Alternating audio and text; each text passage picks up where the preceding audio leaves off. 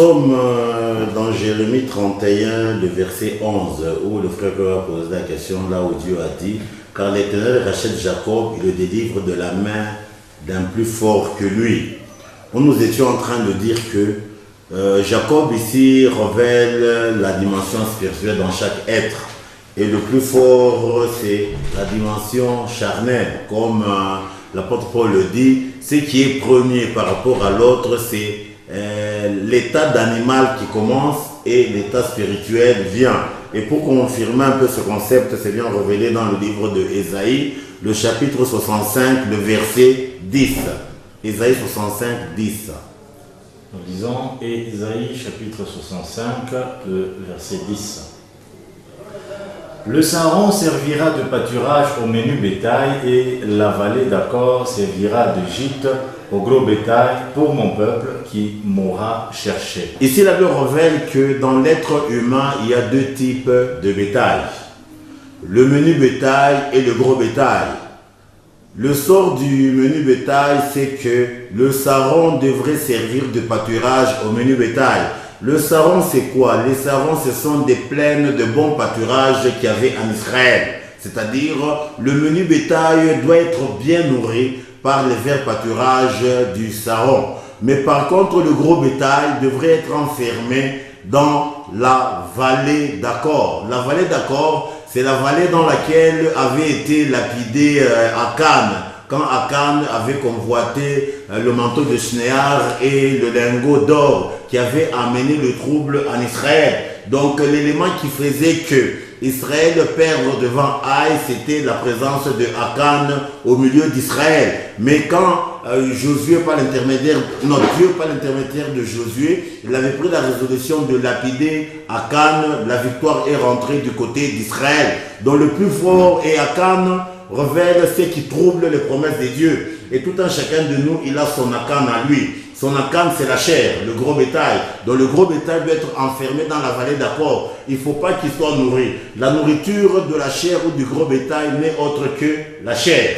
Donc vous comprenez un peu. C'est-à-dire, pour que l'homme soit réellement libéré, il faut que la chair soit asservie. Comme Paul le dit, je traite ma chair durement, je la tiens assujettie, de peur que moi-même je sois rejeté après avoir prêché à plusieurs. Je crois que c'est ce qu'on pouvait dire là-dessus. On est toujours au concept du mois des épis ou bien le mois d'Abib. Nous sommes à Deutéronome 11, 13 à 14. On est toujours au concept des biens de l'Éternel. Deutéronome 11, 13 à 14. Deutéronome 11, 13 à 14.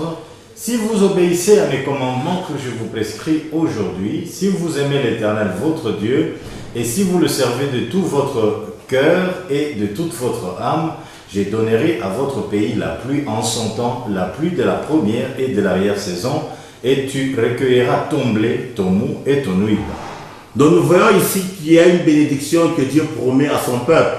C'est la présence de la pluie de la première et de l'arrière-saison, et son peuple devrait recueillir le blé, le mou et l'huile, c'est-à-dire le blé, nous avions dit, qui révèle la parole de Dieu, le mou, le sang de Christ, et l'huile, le Saint-Esprit. Même quand nous rajoutons le verset 15, il est dit, je mettrai aussi dans tes champs de l'herbe pour ton bétail, et tu mangeras, tu te rassasieras. Le bétail, l'herbe pour le bétail, c'est pour les brebis et le bœuf dont on a parlé dans Jérémie 31, 11 et 14. Ici, nous avons voulu stipuler que le blé occupe réellement une place prépondérante et le blé révèle la parole de Dieu ou bien la nature divine. Et cela est bien conclu quand nous allons dans Deutéronome 33, 26 à 29. Deutéronome 33, 26 à 29. La pluie de la première et de l'arrière-saison, veut dire. Ça n'a rien à voir avec la pluie sur le plan naturel. La pluie dont il s'agit ici, c'est l'expression de la présence des dieux dans nos cœurs. C'est-à-dire quand Dieu, c'est-à-dire l'expression de la présence des dieux dans nos cœurs qui est révélée par la rosée. C'est-à-dire quoi? Quand la rosée de Dieu arrive dans nos cœurs, automatiquement l'herbe va germer. Moi, mon problème, c'est pas la pluie, c'est cette expression, la première et l'arrière-saison. C'est-à-dire, en d'autres termes, l'alpha et l'oméga de la pluie. Merci. Hein, je sais pas si ça se comprend. C'est-à-dire la pluie, accomplissement. Merci. Je crois, je disais Deutéronome 33, 26 à 29. Deutéronome 33, 26 À 29. à 29. Nul n'est semblable au Dieu d'Israël. Il est porté sur les cieux pour venir à ton aide. Il est avec majesté, porté sur les nuées. Le Dieu d'éternité est un refuge, et sous ses bras éternels est une retraite. Devant toi, il a chassé l'ennemi, et il a dit, extermine. Israël est en sécurité dans sa demeure, la source de Jacob est à part dans un pays de blé et de mou. Et son ciel distille la rosée. Dans le verset qui nous concerne dans ce texte, c'est le verset beaucoup plus 28, il est dit ceci, Israël est en sécurité dans sa demeure. Quelle est la demeure d'Israël? Ou en d'autres termes, cette source de Jacob qui est à part dans sa demeure. Et on appelle ici demeure le pays de blé et de mou. Le pays de blé et de mou n'est autre que l'expression de la personne de Christ, au-dedans de qui il y a et le blé et le mou, c'est-à-dire sa chair et son sang, c'est-à-dire l'endroit où nous devons entrer pour être sécurisés, c'est dans la personne de Christ. C'est la personne de Christ qui est le pays de blé et de mou. Le blé révèle la chair ou le pain véritable qui est descendu du ciel. Le mou, c'est le vin qui n'a pas encore fermenté, qui révèle le vin véritable, à savoir le sang de Christ. C'est-à-dire, notre sécurité, c'est quand nous nous retrouvons dans cette demeure, et la véritable demeure, c'est la personne de Christ. C'est ce que même nous ne cessons de le dire quand nous allons dans les psaumes 122, où il est dit, je suis dans la joie quand on me dit, allons à la maison de l'Éternel. La maison de l'Éternel, c'est la personne de Christ. C'est-à-dire, sa chair et son sang, comme il le dit, si quelqu'un mange ma chair et boit mon sang, il ne verra jamais la mort. Au verset 28, la Bible dit, et son ciel distille la rosée. Oui, c'est ça. Le ciel dont on parle ici qui distille, c'est toujours la personne de Oui, comme je l'ai dit tantôt, c'est-à-dire la présence des dieux, c'est-à-dire c'est un mystère, la présence des dieux, c'est elle qui donne la rosée. Ça n'a rien à voir avec le plus sur le plan naturel. Tout ce qui a comme plus sur le plan naturel, c'est une image qui révèle la plus véritable, qui doit être manifestée, qui doit tomber dans nos cœurs. Mais aujourd'hui, nos cœurs sont comme des déserts où la pluie ne tombe pas. Et la sécurité qu'on nous dit ici, c'est une sécurité contre quoi? Contre les démons? Non, oui, la sécurité contre la mort. Contre la crise, contre... Non, je ne sais pas. Non, la sécurité... C'est une sécurité contre... La sécurité contre la mort, la seconde mort. C'est-à-dire, il n'y a que le Seigneur qui assure la sécurité. C'est-à-dire, la sécurité d'Israël, ce n'était pas les armes, ce n'était pas ceci, c'était Dieu et Dieu seul. Mais tout en étant en Christ, est-ce que nous ne pouvons pas être sécurisés par, non. contre différentes maladies, non. contre la pauvreté, contre différents problèmes? Est-ce que la sécurité, c'est seulement contre la mort, la seconde mort?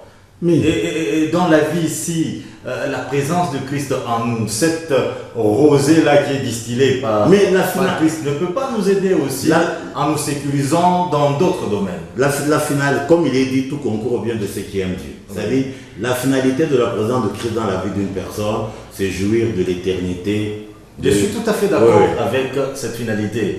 Mais est-ce qu'il n'y a pas une autre sécurité? C'est vrai, c'est la même, disons, si je peux bien reposer la question, la sécurité telle que vous venez de dire, c'est pour nous sécuriser contre la seconde mort.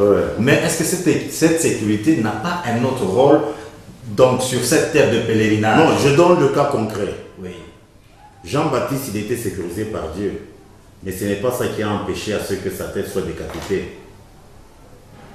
Hein? Je crois que je donne le cas. Je prends aussi le cas de Étienne. Il était sécurisé par Dieu.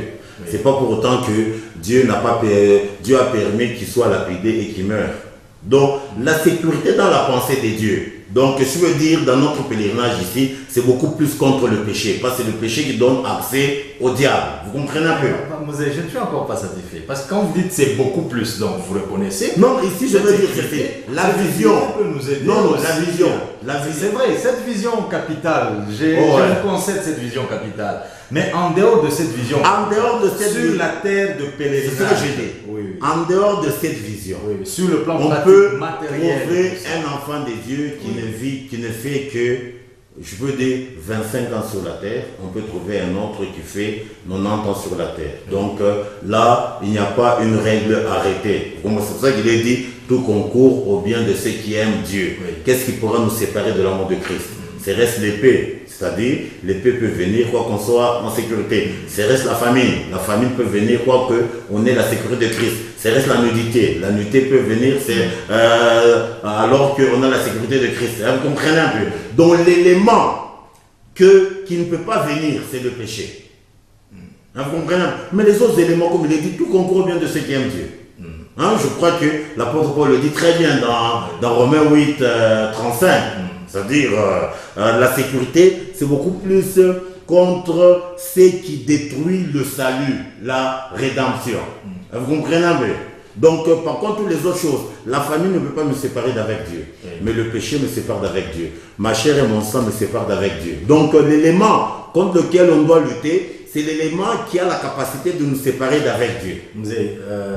Comme vous êtes vivant, ouais. Je ne sais pas, vous avez quel âge, mais est-ce que vous allez me dire, pourriez-vous me dire, peut-être me confirmer, que c'est par la sécurité aussi divine que vous êtes vivant jusqu'aujourd'hui? Non, je crois que là, nous allons encore rentrer sur ce dont on a. Je ne rentre pas sur la grâce. Non, ici, ceux qui sont morts. Non, ici, je veux dire ceci. Oui.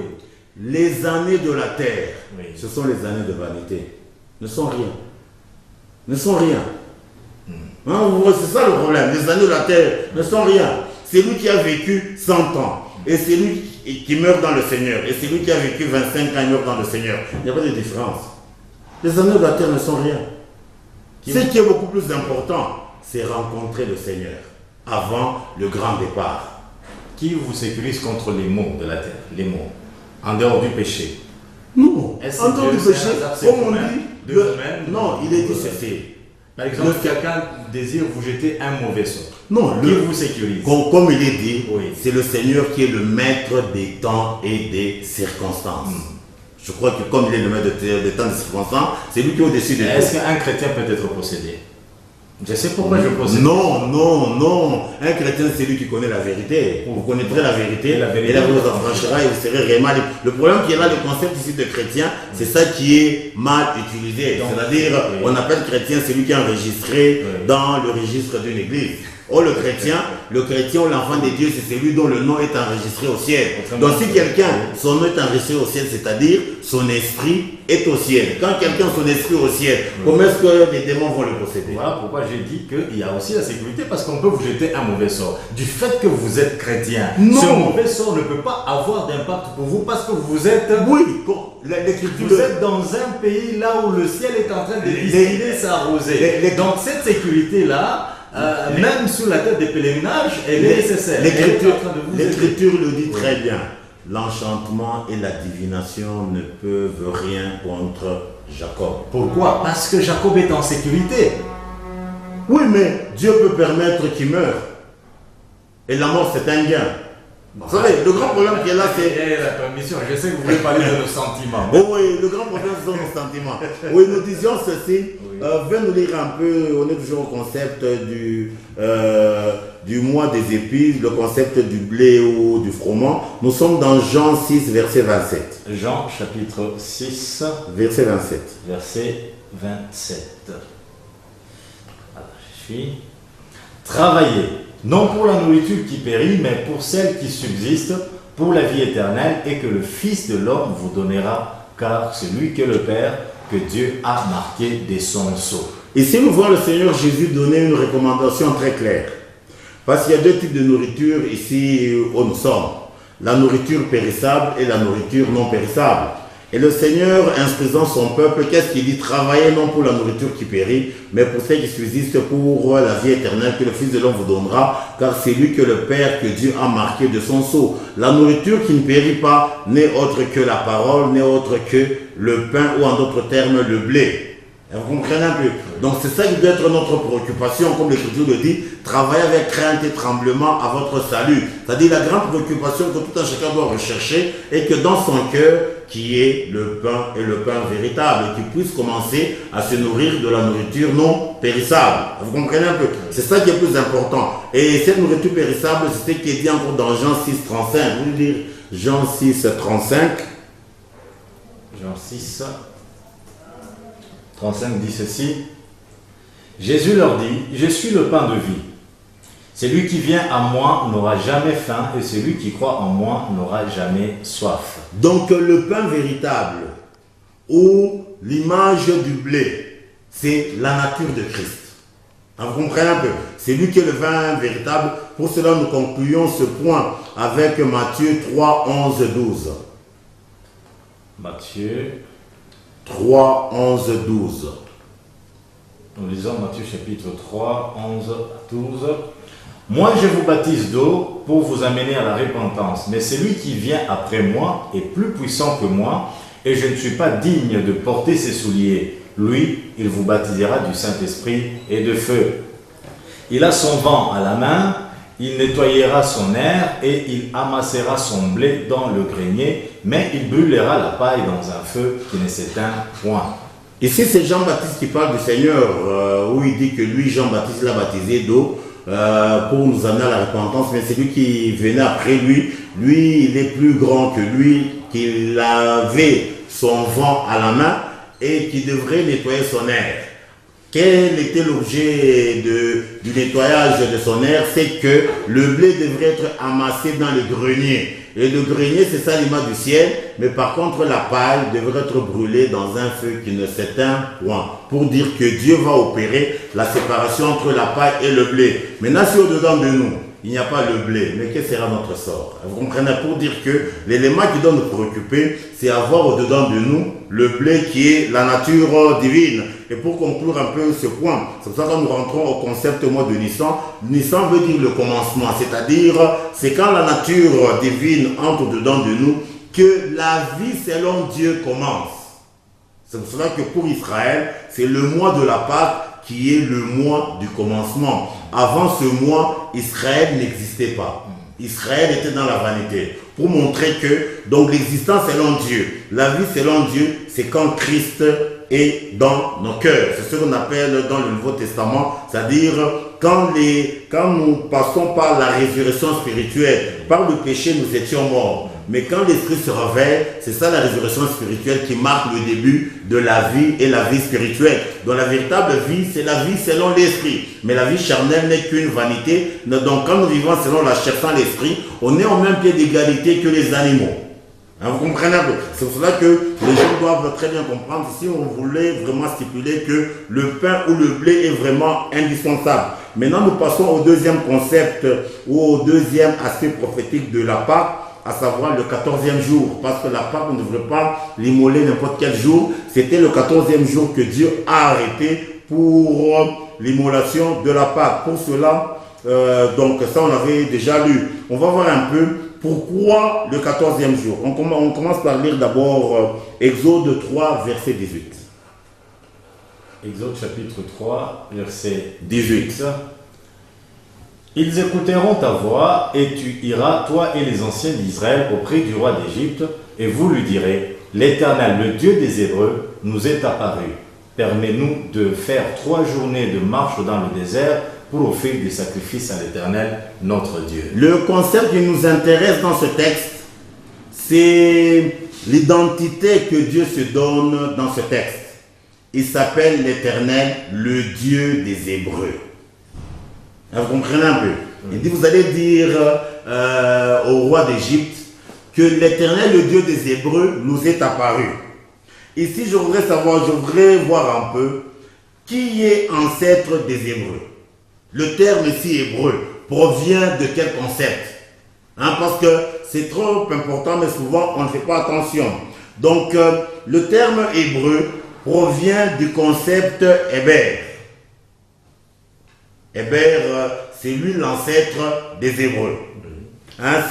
Et Héber veut dire, le sens étymologique, c'est la communion ou l'alliance. Héber, c'est une personne? Oui, une personne. Et vous pouvez peut-être l'identifier par rapport aux gens. Oui, c'est ça. Personnage de la Bible. Oui, c'est ça que je vais dire. Noé ou Abraham. Oui. Héber, il occupe la 14e position depuis Adam. Il est la 14e génération depuis Adam. Héber, qui veut dire la communion ou l'alliance. Quand vous rentrez dans Chronique, là on parle un peu de cet historique, de Adam à Noé, il y a 10 générations, et puis de Sem à Héber, donc jusqu'à Héber, ça fait 14. Donc les gens Héber, il est la 14e génération depuis Adam. Et dans ce concept, nous trouvons le signe 14. Parce que moi j'ai comme l'impression que vous vous arrangez pour faire ressortir ces chiffres. Pourquoi est-ce que vous ne pouvez pas, Héber, par exemple, l'identifier par rapport à Noé? Pourquoi vous l'identifiez seulement par rapport à Adam? Cela ne veut pas dire que parce qu'Adam est le premier. Parce que là, vous avez dit, par exemple, pour le chiffre 10, de Adam à Noé. Et puis, vous allez sauter Noé directement, vous allez de Sem à tel, ça fait 10 générations. Ici j'ai dit ceci. Oui. Je crois que... Pour le chiffre 10, vous vous êtes arrangé pour qu'on tombe toujours à 10. Non, j'ai dit ceci. Quand on rentre au chiffre 10, de Adam à Noé, 10 générations. Et puis du fils de Noé. Qui est le fils de Noé? On devait partir de Noé. L'écriture, pas que moi je m'arrête, c'est comme ça que l'écriture dit ceci. Il y a 10 patriarches de Adam à Noé. Il y a 10 patriarches de Sem à Abraham. C'est comme ça que la Bible le stipule. Même la Bible, alors... non, on peut rentrer. Ça s'arrange alors pour qu'on si c'est la Bible qui s'arrange, alors c'est le Saint-Esprit qui s'est arrangé. Écoutez, normalement, on ne devait pas... Quand on dit de tel, par exemple, pour... j'ai déjà lu, dans le sens toujours des 14 générations. Ça, c'est en Matthieu, par exemple. En Matthieu. Là, on dit de tel à tel. Vous voyez qu'il y a une suite logique. Donc, à partir, je ne sais pas, de... On va rentrer là-dessus. À partir de tel à tel 14. On va rentrer là-dessus. Mais quelque part, je vois que vous vous arrangez pour tomber toujours au chiffre. Ici, pour dire ceci. Il est dit ceci. La gloire des dieux consiste à cacher les choses et la gloire des rois consiste à sonder des choses. Vous comprenez un peu? C'est par exemple quand quelqu'un va chercher l'hétérogénite, quand il sonde, il trouve l'hétérogénite, vous allez lui dire qu'il s'est arrangé pour trouver l'hétérogénite. Je ne sais pas, c'est ça le concept que vous utilisez. Je ne sais pas. Ici, ma préoccupation qui est là. Si vous deviez parler par exemple du chiffre 4. Si le chiffre 4 avait un sens. Il a un sens. Ok. Dans le cadre de là on est de la Pâque. Si le chiffre 4 pouvait intervenir dans la Pâque, vous devez prendre Noé maintenant comme référence. De Noé à Héber, ça fait... Je crois que ici nous sommes en train de parler du chiffre 14. On ne parle pas du chiffre 4. C'est moi en parlant, j'ai dit de 1 à 10 et puis j'ai rajouté les 4. Je suis tout à fait d'accord. Nous sommes en train de parler... C'est comme qui dirait, vous vous arrangez pour prendre certaines références afin que... Si on s'arrange aux chiffres, on s'arrange aussi pour le sens des termes qui correspondent très bien. Je ne sais pas. Pour paraphraser, je vais vous dire que Héber, il y a un nom dans la Bible qui va de pair avec Héber. Vous avez une idée de quel nom en dehors des Hébreux? Hébron, oui. Héber et Hébron ont le même sens étymologique. La communion, l'alliance. Vous allez voir à Hébron, c'est là où se sont passées toutes les grandes alliances de Dieu. Donc Dieu aussi s'est arrangé pour que les alliances se passent à Hébron. Vous comprenez un peu? Nous voyons David a commencé à régner à Hébron sur les 2 tribus. Après les 7 ans, les anciens d'Israël sont venus voir David, faire alliance avec David à Hébron. Vous comprenez un peu? Vous allez voir, comme je le disais, Héber, c'est la 14e génération depuis Adam. Et les Hébreux, comme nous l'avons dit, Dieu s'identifie comme étant le Dieu des Hébreux. C'est-à-dire, il est le Dieu de ceux qui sont en alliance avec lui. Dieu ne sera jamais le Dieu des Américains ou le Dieu des Belges ou le Dieu, je ne sais pas, des Congolais. Il est le Dieu des Hébreux. Il est le Dieu d'Israël, de Jacob. Il est le Dieu d'Abraham, d'Isaac et de Jacob. Abraham, il a été hébreu. Isaac, hébreu. Jacob, hébreu. Vous comprenez un peu? C'est pour cela qu'il se nomme ici, il est le Dieu des Hébreux. Et c'est Héber qui est la 14e génération. Je crois qu'on va voir ça dans la suite des temps. Quand nous regardons Héber, comme nous l'avons dit, va de pair avec Hébron. Allez un peu dans Genèse 13, 18 pour montrer que tous ceux qui ont marché avec Dieu ont installé leur terre, leur tente à Hébron. ont fixé leur demeure à Hébron pour dire que leur demeure a été fixée dans l'alliance avec Dieu. Genèse 13, 18. Abraham leva ses tentes et vint habiter parmi les chênes de Mamré qui sont près d'Hébron. Et il bâtit là un autel à l'Éternel. Allez encore dans 2 Samuel 2, 1 à 5. Ici, apparemment, j'ai une question. C'est par rapport à la position de Mamré et d'Hébron. Oui, il n'y a pas de problème, il n'y a pas de problème. On va y rentrer. Oui. Allez dans 2 Samuel 2, 1 à 5. 2 Samuel 2, 1 à 5. 2 Samuel 2, 1 à 5. 1 à 5. Après cela, David consulta l'Éternel en disant, monterai-je dans une des villes de Juda? L'Éternel lui répondit, monte. David dit, où monterai-je? Et l'Éternel répondit, à Hébron. David y monta avec ses 2 femmes, Achinoam de Gisraël et Abigail de Carmel, femme de Nabal. David fit aussi monter les gens qui étaient auprès de lui, chacun avec sa maison, et ils habitèrent dans les villes d'Hébron. Les hommes de Juda vinrent et là ils joignirent David pour roi sur la maison de Juda. On informa David que c'était les gens de Jabès en Galade qui avaient enterré Saül. David envoya des messagers aux gens de Jabès en Galade pour leur dire « Soyez bénis de l'Éternel, puisque vous avez ainsi montré de la bienveillance envers Saül, votre maître, et que vous l'avez enterré. » Donc, le grand problème ici, c'était beaucoup plus le premier verset où il est dit quand David devrait commencer, si on peut dire, à régner, il a consulté l'Éternel. Il a posé la question à Dieu. Monterai-je dans une des villes de Juda? L'Éternel lui répond, monte. Et David dit, où monterai-je? C'est Dieu qui lui a indiqué le premier endroit là où il devrait monter. Et ça n'a pas été à n'importe quel endroit, c'est-à-dire à Hébron, c'est-à-dire l'image de l'alliance de l'homme avec Dieu. Et pour comprendre le même concept, comme nous étions en train de le dire, Hébron c'est alliance, ou bien union, ou bien ligue. Vous voyez un peu, c'est ça que nous voyons même quand nous rentrons dans l'héritage de Caleb. Caleb qui ont été les deux, lui et Josué qui ont été les deux qui étaient restés fidèles. Qu'est-ce que Caleb avait réclamé comme héritage? Hébron, la montagne d'Hébron. La montagne d'Hébron qui était un espace sous le plan géographique, mais qu'est-ce que ça révèle pour nous aujourd'hui? L'héritage est vrai. Au-dessus de tous les héritages, c'est la montagne d'Hébron en notre terre, la montagne qui scelle l'alliance entre l'homme et Dieu. C'est ça le véritable héritage. J'espère que je comprends un peu. Donc c'est ce que Caleb avait réclamé, qu'on devrait lui donner comme héritage la montagne d'Hébron.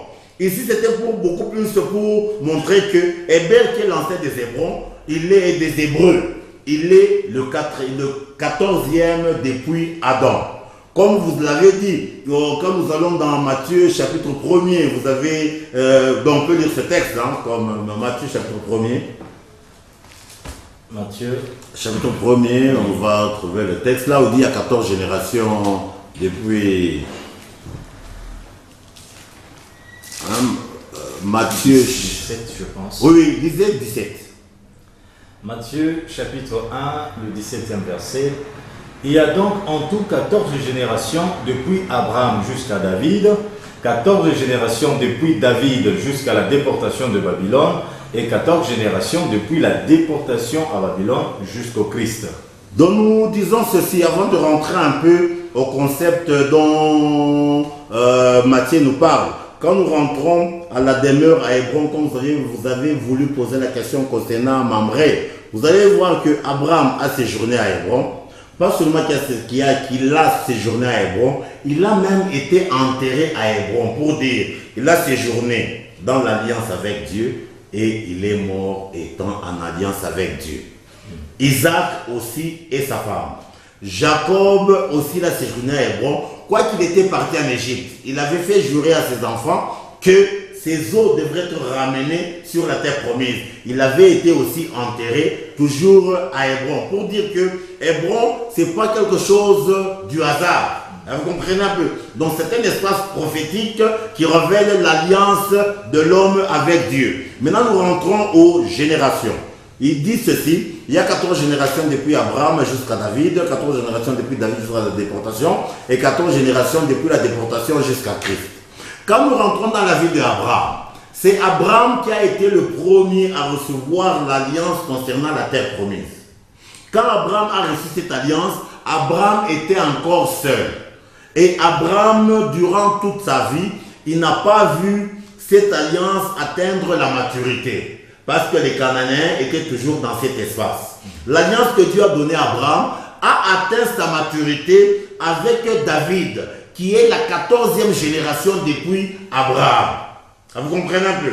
Donc, c'est à la 14e génération que l'alliance que Dieu a donnée à Abraham, qui était sous forme embryonnaire, qu'elle a atteint la maturité. Nous rentrons dans la vie d'Israël à Babylone. Là où ils étaient à Babylone, il y a eu plusieurs promesses. Par exemple, la promesse de la vallée des ossements et la vie qui devrait être donnée aux ossements là-bas. Cette promesse a eu son accomplissement avec Christ, qui est la 14e génération depuis la déportation. Pas seulement cette promesse, nous rentrons aussi à la promesse de la réunion de deux bois de Juda, du bois de Juda et du bois d'Éphraïm. C'est-à-dire ce travail pour constituer la grande charpente, ou le travail du charpentier. Et ça a eu son accomplissement avec le charpentier par excellence, l'homme de Galilée, à savoir Jésus. Parce que Jésus, c'est lui qui a été le charpentier. Il était fils de charpentier et en même temps charpentier. C'est-à-dire quoi? Il est venu ici sur la terre pour réunir les deux bois. Et la réunion des deux bois, c'est ça, l'expression de la charpente véritable de la maison de Dieu, à savoir le bois de Juda et le bois d'Éphraïm.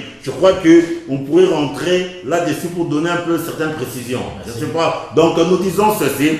Donc, quand nous regardons tout ce texte, nous nous rendons compte que le concept 14 n'est autre que l'expression de la maturité de l'alliance. Vous comprenez un peu?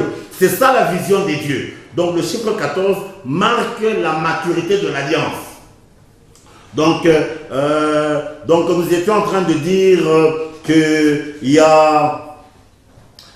donc, le chiffre 14 marque la maturité de l'alliance. Et quand nous rentrons... on peut lire un peu Ézéchiel 36, verset 17. Nous lisons Ézéchiel 36, le verset 17. Le 17e verset. Fils de l'homme, ceux de la maison d'Israël, quand ils habitaient leur pays, l'ont souillé par leur conduite et par leurs œuvres. Leur conduite a été devant moi, je m'excuse, comme la souillure d'une femme pendant son impureté. Donc nous voyons ici le Seigneur Dieu qui parle, qui s'adresse à Ézéchiel. Il fait une comparaison entre la conduite souillée des enfants d'Israël par leurs œuvres. Il compare ça à quoi? Il compare ça aux règles d'une femme. Je crois que c'est ce que la Bible dit. C'est-à-dire la conduite irresponsable du peuple de Dieu devant la face de Dieu. Le Seigneur compare ça à l'impureté ou bien aux souillures d'une femme pendant son impureté. C'est pour cela qu'on peut lire encore Lévitique 15. Lévitique 15. Le premier verset. Oui. Et du verset 19 au verset 24.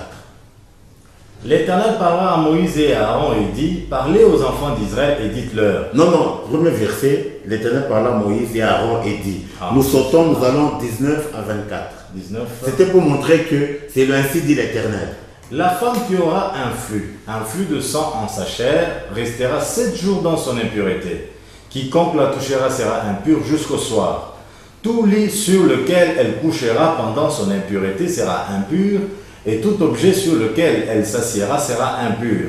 Quiconque touchera son lit lavera ses vêtements, se lavera dans l'eau et sera impur jusqu'au soir. Quiconque touchera un objet sur lequel elle s'est assise, lavera ses vêtements, se lavera dans l'eau et sera impur jusqu'au soir. S'il y a quelque chose sur le lit ou sur l'objet sur lequel elle s'est assise, c'est lui qui la touchera sera impur jusqu'au soir. Si un homme couche avec elle, et que l'impureté de cette femme vienne sur lui, il sera impur pendant 7 jours et tout lit sur lequel il couchera sera impur.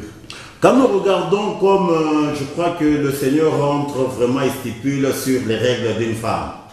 Les règles veut dire quoi quand un jeune homme et une jeune fille et une jeune femme se marient et la jeune femme voit les règles? Qu'est-ce que cela veut dire? Il n'y a pas de conception. Ah, il n'y a pas de fécondité. Et quand nous consultons le cycle menstruel de la femme, c'est le 14e jour que la fécondité atteint le paroxysme. Vous comprenez un peu?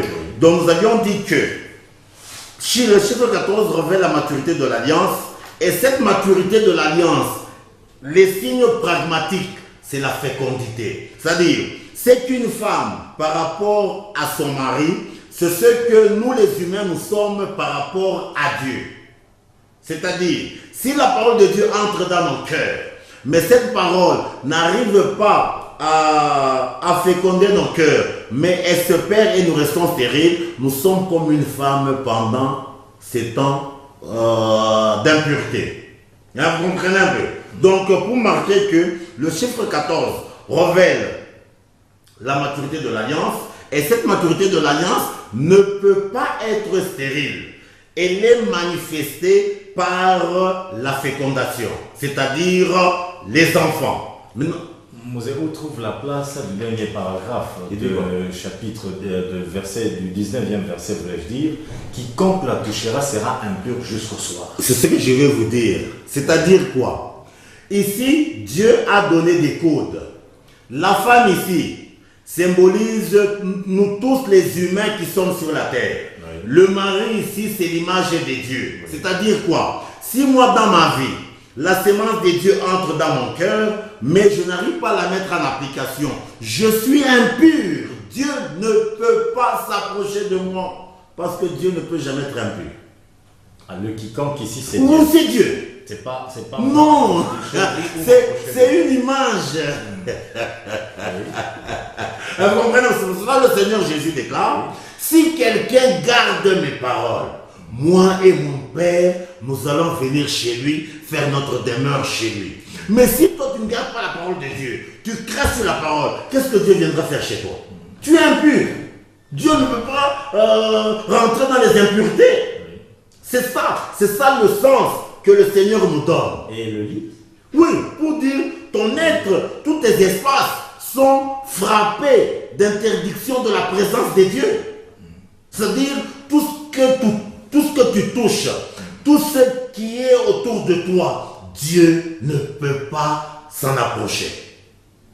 Hein, vous comprenez un peu? C'est ça le concept. Donc c'est une image. Ça n'a rien à voir avec la lettre. Je viens de dire tout ce qui est autour de toi, comme quoi? Oui, pour dire quoi? C'est-à-dire, si je ne mets pas en application la parole de Dieu, mais je suis ennemi de Dieu. Moi, je suis dans le concept tout ce qui est autour. Non, ici, je voulais dire ceci. Autour. Oui, ici, je voulais dire ceci. Si je mets pas... Les téléspectateurs peuvent comprendre ce sont... Oui, ici. Non. La maison, non. Ici, je veux dire ceci. Et là, c'était un piège. Non, ici... La sécurité, vous avez dit, c'est la sécurité seulement par rapport à... Non, ici, je veux dire ceci. C'est tout qui nous entoure. Le Seigneur, quand il vient dans notre vie, oui, c'est pour nous donner le salut. Si je gagne le monde entier, mais je perds mon âme, je n'ai rien gagné. Mais si je manque tous les biens de la terre, mais mon âme est sauvée, j'ai tout gagné. Oui. Hein, vous comprenez un peu? Oui. Donc le grand problème qui est là, nous avons besoin de Dieu, c'est Dieu qui est notre salut. Vous comprenez un peu? Donc pour marquer que les règles révèlent la non-fécondité, la stérilité. Donc la sémence de vie est perdue. Et la sémence de vie, c'est ça la parole. C'est la parole qui est la sémence. Hein, vous comprenez un peu? Donc... vous avez question peut-être d'enlever les quiproquos qui peut régner dans le chef de nos téléspectateurs. Parce qu'il y a peut-être d'autres qui peuvent interpréter que non. Voilà, même, je ne sais pas, sur le net ou bien à la télé, on nous a dit, voilà, la femme qui est aux règles, elle est impure. Est-ce que... Non.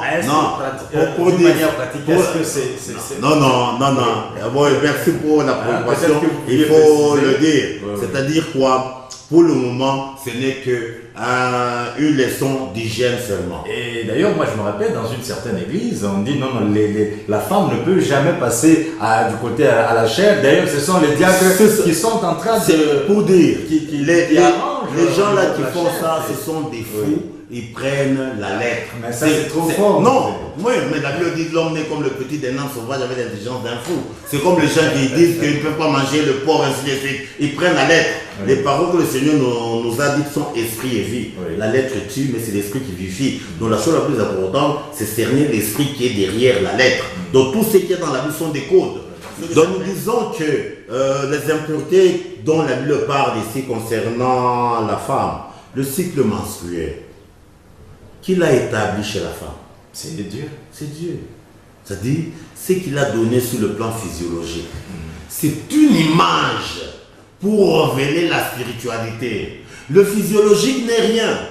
N'est rien. On doit cerner le spirituel qui est là-dedans. C'est là où il y a le problème. Dans le physiologique, c'est ce qu'on appelle la lettre. C'est pour ça que moi, je dis toujours aux gens qui sont dans cette logique, parce qu'il y a certaines religions qui appliquent ça à la lettre, je leur dis toujours, quand vous allez en ville, vous entrez dans les magasins où il y a des dames qui vendent pour acheter, vous vous informez si elles sont pour payer. Vous voyez un peu. Même à la banque au guichet. Même à la banque au guichet. On sait. Mais posez pas la question. voyez un peu. Donc, ce sont des choses. C'est rassuré. Voilà pourquoi les choses ne marchent pas. Ah ouais, un peu. C'est ça un peu. Il y a beaucoup de choses que les gens. C'est pour ça que pour bien confirmer ces choses, nous allons voir même un concept trop important où nous allons voir parce que nous disons que la femme, donc les règles révèlent la stérilité. L'absence des règles, la fécondité. C'est-à-dire la non-stérilité. Je vais lire un peu Exode 23, 26. Nous avons de lire, est-ce que l'histoire de la femme à la perte de sang pendant 12 ans trouve aussi son explication ici ou bien là? Non, là c'est une maladie que le Seigneur a arrêté pour dire ce qu'on dit des femmes.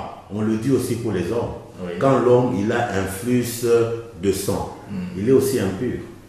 Pas seulement ça. Quand l'homme, son organe génital est coupé, il ne peut pas entrer dans l'assemblée de l'Éternel. Testicule écrasé. Oui, testicule écrasé, on doit savoir qu'est-ce que cela veut dire. Oui. Vous comprenez un peu. Bon, ici, je peux ouvrir une parenthèse. D'abord, on lit le texte. Exode. Non, Deutéronome 23. Deutéronome 23.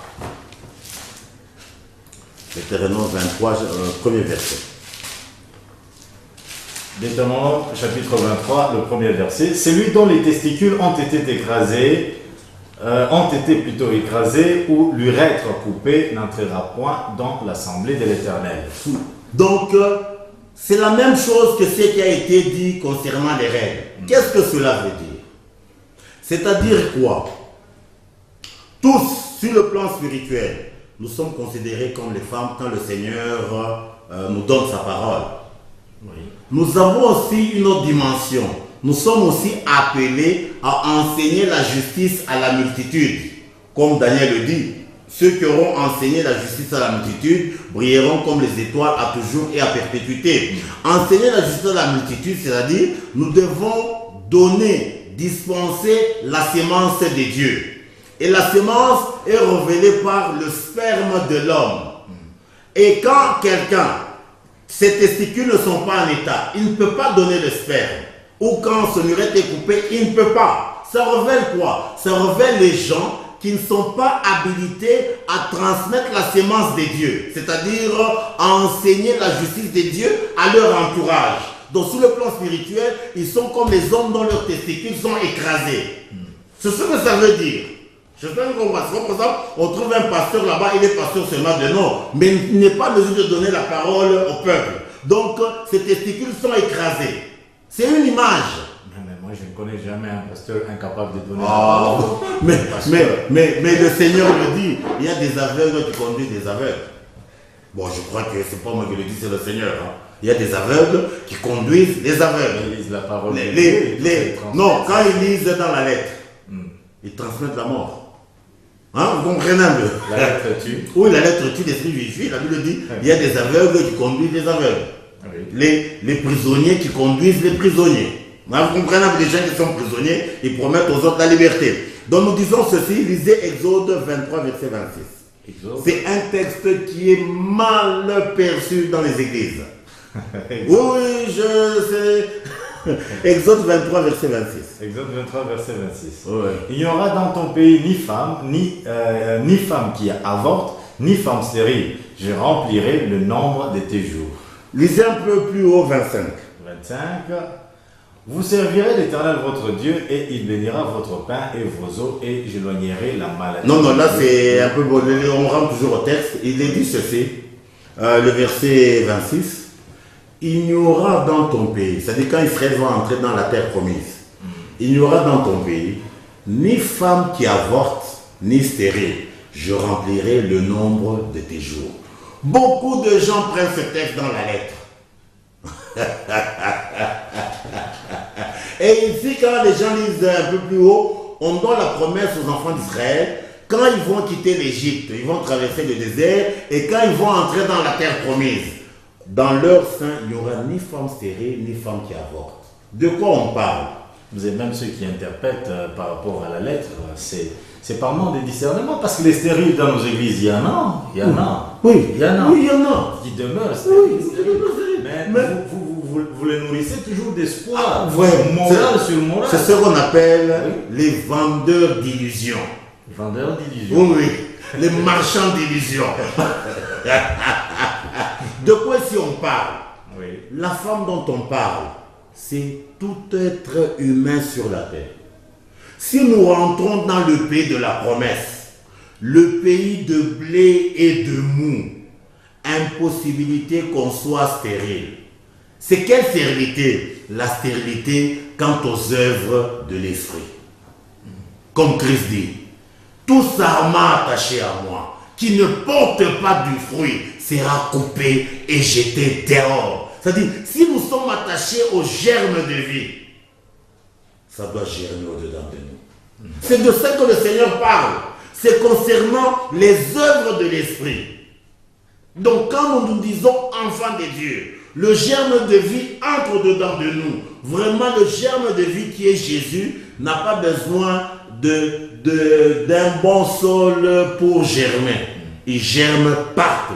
Mais si nous disons que nous sommes avec le Seigneur, mais on n'enfante pas les œuvres de l'esprit, nous sommes menteurs. Comme l'Écriture le dit dans Éphésiens, je crois, 2:10, il dit, nous sommes l'ouvrage de Dieu, ayant été créés en Jésus pour les bonnes œuvres que Dieu a préparées d'avance afin que nous puissions les pratiquer. Afin qu'on ne soit enfant de Dieu, Dieu a déjà disponibilisé les œuvres de l'esprit.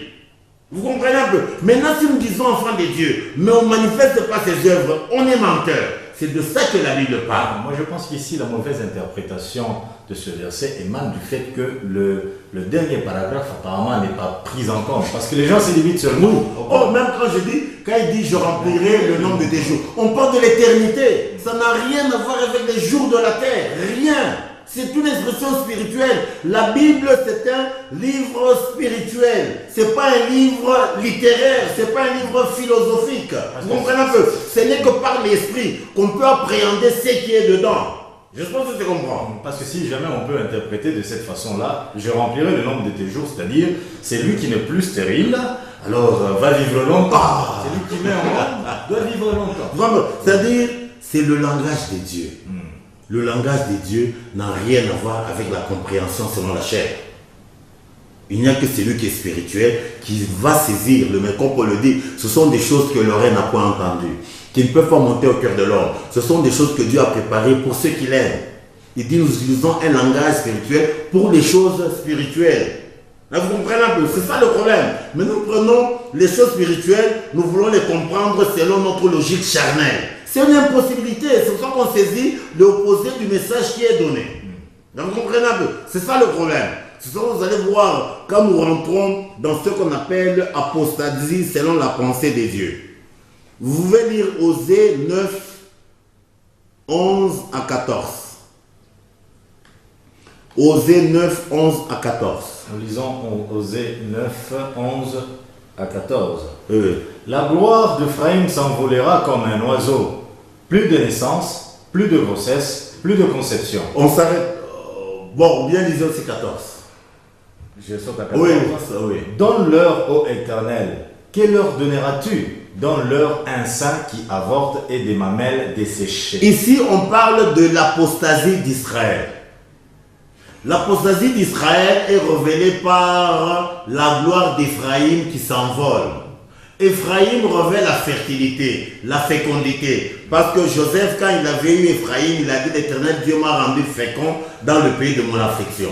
Maintenant, l'apostasie est révélée par la gloire d'Éphraïm qui s'envole. La gloire d'Éphraïm, c'est quoi? Les naissances, les grossesses et les conceptions. C'est-à-dire l'apostasie, c'est plus de naissance, plus de grossesse, plus de conception. C'est de quelle naissance on parle? La naissance des œuvres de l'esprit. Les grossesses de l'œuvre de l'esprit et la conception de l'œuvre de l'esprit. C'est-à-dire quand la parole de Dieu entre dedans de nous, elle doit concevoir. Nous devons concevoir. Il y aura la grossesse et l'enfantement. Je pense que pour mieux comprendre cette partie, parce que vous avez parlé seulement de l'apostasie, les téléspectateurs ne savent pas l'apostasie. L'apostasie quand on abandonne Dieu. Quand on abandonne Dieu. Quand vous dites apostasie, quand on abandonne Dieu. Quand on abandonne Dieu, il n'y aura plus de naissance.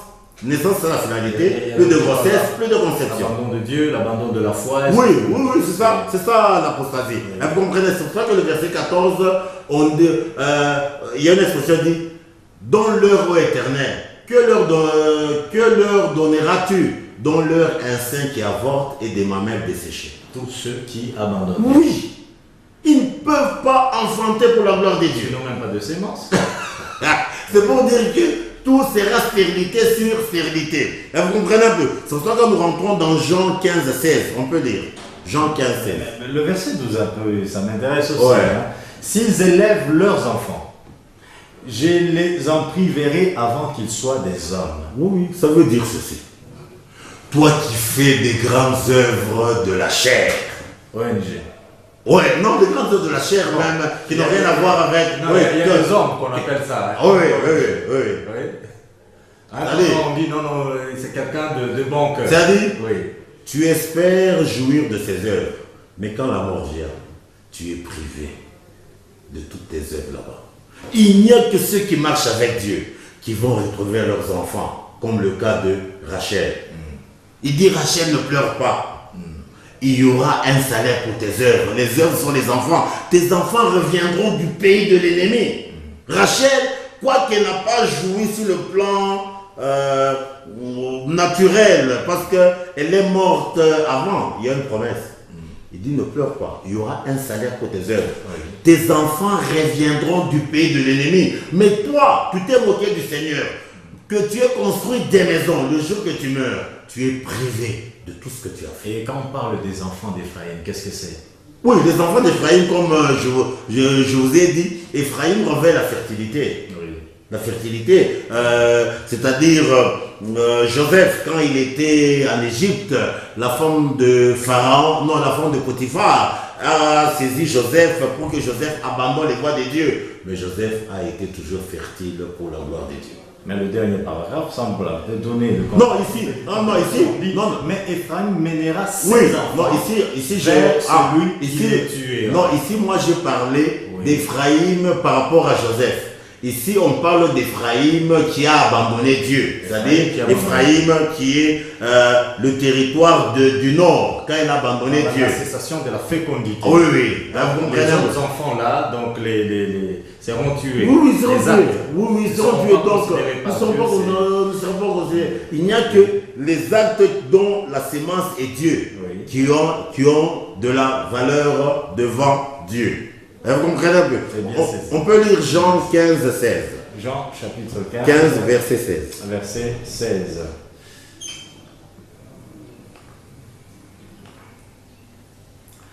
Ce n'est pas vous qui m'avez choisi, mais moi je vous ai choisi et je vous ai établi afin que vous alliez et que vous portiez du fruit et que votre fruit demeure, afin que ce que vous demanderez au Père en mon nom, il vous le donne.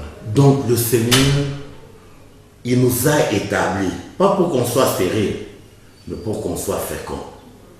Et une fécondité qui produit beaucoup de fruits. Comme il dit, c'est moi, je vous ai choisi, je vous ai établi afin que vous alliez et que vous portiez du fruit et que votre fruit demeure. Vous comprenez un peu? Donc le Seigneur qui nous établit, c'est pour qu'on puisse porter du fruit. On peut lire encore Jean, toujours 15, mais 1 à 2. Mais ici, afin que ce que vous demanderez au Père en mon nom, il vous le donne. Oui. Apparemment, il y a une condition d'abord. Oui, oui. Quand on porte du fruit, Oui. ce qu'on demande, il nous donne. Oui, oui. Ce qu'on demande en son nom. En son nom. Son nom, c'est quoi? Sa volonté, Non, son nom. c'est... Son nom, c'est le salut. C'est-à-dire tout ce qu'on demandera Oui. concernant notre salut, il nous donne. En dehors du salut. Ah, ça, il peut nous donner tout comme il ne peut pas. Comme David le dit très bien, Oui. l'Éternel est mon berger, je ne manquerai de rien. Ne rien manquer, c'est le nécessaire pour la rédemption. C'est-à-dire tout ce qui est nécessaire pour notre rédemption est à notre disposition. Je prends le cas concret. Paul avait une écharpe. Oui. Il a demandé que l'écharpe parte. Ce n'était pas nécessaire pour la rédemption. Dieu a dit, ça reste, ma grâce suffit. Je crois que, vous savez, frère, il est en train de sourire. Il peut ou n'est pas. Oui. Ce qui est important, c'est qu'il nous donne nécessairement le nécessaire pour la rédemption. Est-ce une abomination de foi quand les gens prient en considérant Dieu comme étant leur garçon de course? Ah, c'est là le problème. Obligation. C'est là le problème. C'est-à-dire, ce qui est indispensable pour nous, c'est gagner Dieu. Gagner Dieu. C'est lui le bien souverain. C'est lui la richesse. C'est lui l'or. C'est lui l'argent. Oui. C'est ça le problème. Mais nous, on ne cherche pas à gagner Dieu, mais on aime beaucoup plus le périssable que Dieu nous donne. C'est-à-dire, Dieu, on peut le manquer, mais qu'il nous donne le périssable. C'est ça le problème. Peu importe. Ah. Donc nous disons que le 14e jour dans le cycle menstruel révèle la sommité de la fécondité, l'absence des règles des souillures. C'est ce qui est confirmé quand nous lisons Matthieu 3, 7, 10. Matthieu 3, 7, 10. Matthieu chapitre 3, 7 à 10. Mais voyant venir à son baptême beaucoup de pharisiens et des sadducéens, il leur dit, race de vipères, qui vous a appris à fuir la colère à venir? Produisez donc du fruit digne de la repentance, et ne prétendez pas dire en vous-même, nous avons Abraham pour père, car je vous déclare que de ces pierres-ci, Dieu peut susciter des enfants à Abraham. Déjà, la cognée est mise à la racine des arbres. Tout arbre donc qui ne produit pas de bons fruits sera coupé et jeté au feu. La Bible dit ceci, c'est du temps de Jean-Baptiste, voyant venir à son baptême beaucoup de pharisiens et de sadducéens. Il leur dit, race de vipères, qui vous a appris à fuir la colère à venir? Aujourd'hui, on dit que la Pâque, c'est le fait d'être épargné de la colère à venir. Donc, le fait d'être à l'abri quand la colère de Dieu va se manifester, elle ne va pas se répandre sur nous. Donc, nous disons que quand il a vu que les gens ici qui venaient à son baptême n'avaient rien à voir avec la Pâque, qu'est-ce qu'il leur a dit? L'unique manière de vivre sa Pâque, l'unique manière de fuir la colère à venir, c'est de produire du fruit digne de la repentance, la fécondité, la fertilité. C'est ça l'élément pragmatique, probant, qui va faire, qui montre que nous avons fui. C'est pour ça qu'il dit, ne prétendez pas dire en vous-même, nous avons Abraham pour père, car je déclare que de ces pierres, si Dieu peut susciter des enfants à Abraham, déjà la cognée est mise à la racine des arbres. Tout arbre donc qui ne produit pas de bons fruits sera coupé et jeté dehors. Pour dire, Dieu, qu'est-ce qu'il nous exige? La production des fruits. La production du fruit. On peut lire Tite 2, 11 à 15. Tite 2. 11 à 15. Nous sommes à la définition de la grâce vraie, la grâce de Dieu. Parce qu'aujourd'hui, les gens appellent tout grâce. Ouais. Avant de lire, parce que vous parlez de la sommité de l'alliance. Je pensais ça. Non, j'ai dit ceci. J'ai dit ceci. La maturité de l'alliance, la maturité de l'alliance est manifeste par la fécondité. Mais si nous disons que nous sommes dans une alliance mature, mais il n'y a pas de fécondité, on est menteur. Donc, si je comprends bien, ce que vous appelez maturité de l'alliance, c'est la fécondité. Oui, c'est-à-dire, Oui. quand nous disons que nous sommes dans une alliance mature avec Dieu, Nous devons produire des fruits. ah oui, oui. Mais si nous disons que nous sommes dans l'alliance mature, mais il n'y a pas de fruits, on est menteur. Que faire pour atteindre la maturité de l'alliance? Rencontrer la Pâque vraie qui est Christ. Le rencontrer d'une manière vraie. On entre, lui quand il donne l'alliance, il est toujours mature. Hein, vous comprenez un peu? Tite chapitre 2, verset 11.